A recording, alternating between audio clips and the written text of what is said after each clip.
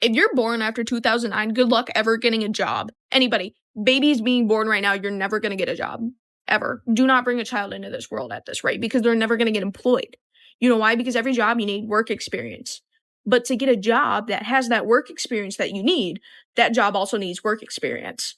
It's like the game of which came first, the chicken or the egg, the sapling or the tree. It's a never-ending cycle. I'm never going to get employed, nor is anyone else that's my age or younger than me. Ever. Gas prices affect way more than just your wallet. When gas suddenly jumps up by $1 or more, people start changing their entire behavior. They drive less, spend less, avoid trips, and feel more stressed financially overall. According to a new New York Fed report, lower-income households are being hit the hardest because they're the ones that are forced to cut back the most. Meanwhile, wealthier households barely change their habits. That's why inflation feels so different depending on who you ask. For some people, the higher gas prices are annoying. For others, it completely changes their monthly budget. And when millions of people are quietly stressed out about money at the same time, you start feeling it everywhere, in consumer spending, moods, restaurants, travel, and honestly, just everyday life. The United States is so broke. How broke are we? The United States is so broke that we have to borrow $2 trillion just to continue to function this year. We would need to sell $2 trillion in treasury bonds just to be able to pay for the things we've already bought. $166 billion a month. We just put forth the big, beautiful bill last year that gave another tax cut to the top 1%. Trump is asking to expand the military budget to $1.4 trillion. And now we can't afford the bills we have because we're now insolvent. And we have to borrow $2 trillion a month or $2 trillion a year just to survive because they won't tax the top 1% appropriately and we won't reduce our military spending. But I guess this is what makes America great again, huh, folks? Y'all have a good weekend. So apparently nearly half of Americans burn through their paycheck within 48 hours of getting paid. And before people start screaming, stop buying coffee or learn discipline, listen to where the money is actually going. Rent, grocery, gas, utilities, late fees, overdraft fees. Y'all seeing the pattern? Now, this article I read said most people aren't even spending crazy. They're just trying to survive long enough to make it to their next paycheck. And honestly, that's the part don't nobody want to talk about. We have a generation that's working full-time jobs, but living in survival mode. You get paid, bills instantly hit, your accounts get drained, then you spend the next 2 weeks waiting for a deposit. That right there is not freedom. That's financial survival. Now, Gen Z and millennials are getting hit the hardest because everything costs more and wages have barely moved. And people are wondering why anxiety, depression, and burnout are through the roof. How are people supposed to save money when most of their check already belongs to bills before they even touch it? You're getting paid just to give the money right back. The craziest part is that this article said many people aren't even irresponsible. The timing of the system itself is hurting the people. Bills come whenever they want, and people only get paid every couple of weeks. So a lot of people lives on this constant cycle. Paid, broke, stress, repeat. And a lot of Americans are tired. Kevin Hassett, the director of the National Economic Council, thinks Americans have more money than ever. And so the consumer is really, really firing on all cylinders, just like the corporate sector you're seeing in the earnings reports. And they're doing that because they have so much more money in their pockets. In fact, I had the head of one of the big 5 banks in my office yesterday going through the credit card data. And just as Secretary Bessent said, credit card spending is through the roof. They're spending more on gasoline, but they're spending more on everything else too. If this doesn't illustrate just how out of touch leadership in this country is from the rest of us, those of us living on the ground, the middle and low income families, I don't know what does. Like, I'm going to spell this out for you, Kevin, Okay? You're supposed to be the most in touch with the economics of this country. I'm going to spell this out for you. Credit cards getting used doesn't mean we have more money. It means we're using our credit cards because we don't have the money.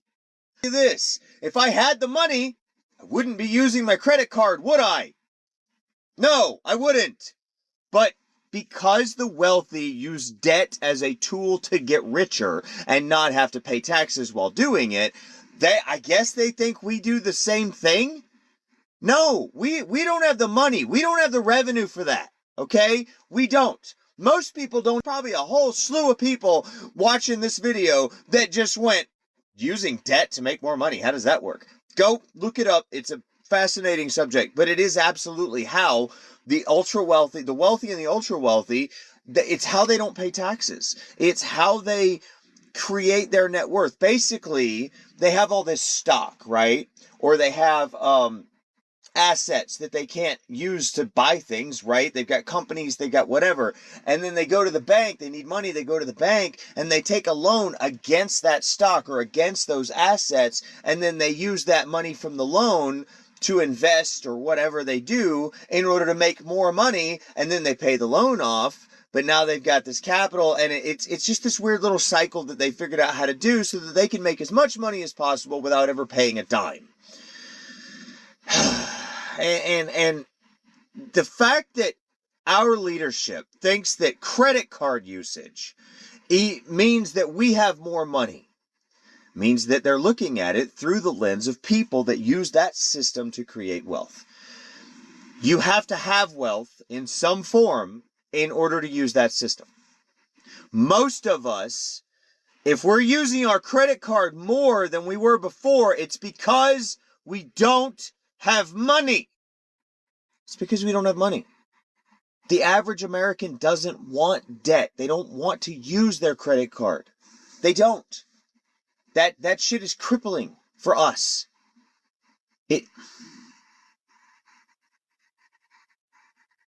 I'm so sick of the incompetency in this administration. This is not rhetorical. I'm being so serious.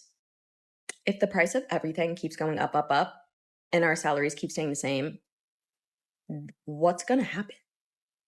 So when I was homeless, I actually decided to kind of write out something similar in my journal to see how my life would be like if I could only live out of my savings while the price of everything was going up. So I decided to tweak this a little bit to reflect the current political climate, as well as all of the social and economic things that are occurring around us. But if prices keep rising while wages stay mostly the same, eventually people's purchasing power starts to collapse. That basically means that your paycheck stays the same, but it buys less and less over time. At first, people usually cut back on spending, stop eating out, delay medical care, skip vacations, or rely more heavily on credit cards and loans. But if it continues long enough, bigger problems start to happen. More people fall into debt, evictions and homelessness can rise, birth rates often decline because families can't afford children, people work multiple jobs just to survive, and the middle class starts shrinking. Economically, businesses also suffer because if regular people can't afford to spend money, companies eventually make less profit too.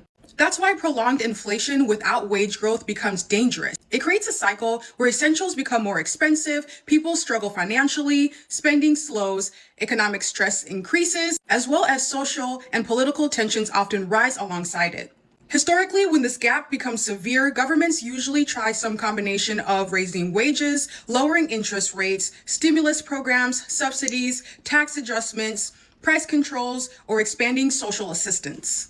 But if those solutions fail or come too slowly, countries can experience a recession, labor strikes, mass protest, political instability, or major shifts in leadership and policy. That's also part of the reason as to why people are so nervous when it comes to oil prices, the housing cost, groceries, healthcare, and utilities all increasing at once. For many people, it's not just that things are expensive. It's the fear that the cost of living is rising faster than what society can realistically keep up with.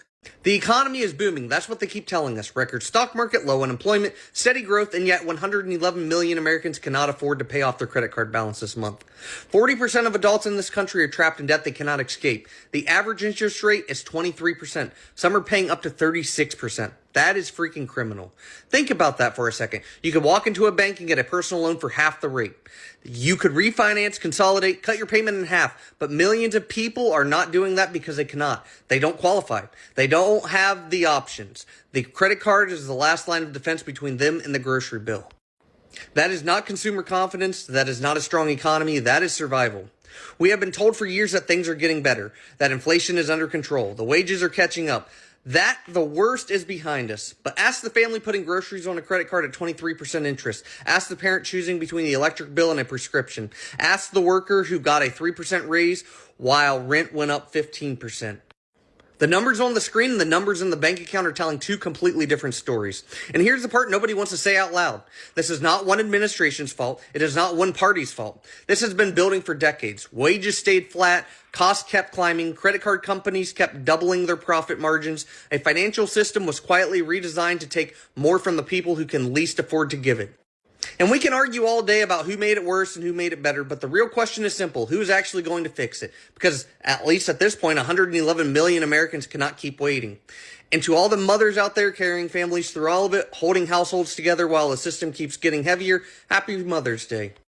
And to all the politicians out there that keep telling us one thing and doing another, go sit on a stick and slowly turn it. Go Reds. How is everyone affording life?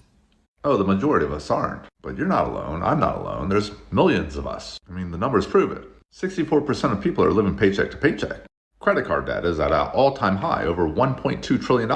And half of these people can't even afford to pay their balance at the end of the month. And that's not even including the $100 billion spent on the buy now, pay later folks. We're at a 6-year high in terms of foreclosures. And on top of all this, we had record layoffs last year. Negative job growth in most months. We are experiencing one of the worst economies we've experienced in a very long time. I mean, what we've done is we haven't taken a vacation in 2 years. We eat out once every 2 months. Like, we literally don't do anything that costs money. DoorDash, Uber, haven't done that in a year. And it's still not enough when you have every single bill is increasing significantly. Like gas, electricity for our home is up like 20% year over year. Gas for our cars almost double. Health insurance, up hundreds. Daycare, up hundreds. Year over year. All the cutting we did by not going out to eat and not traveling just goes right back into all the bills that we have to pay. Unless we want to rack up more credit card debt, most of us are screwed.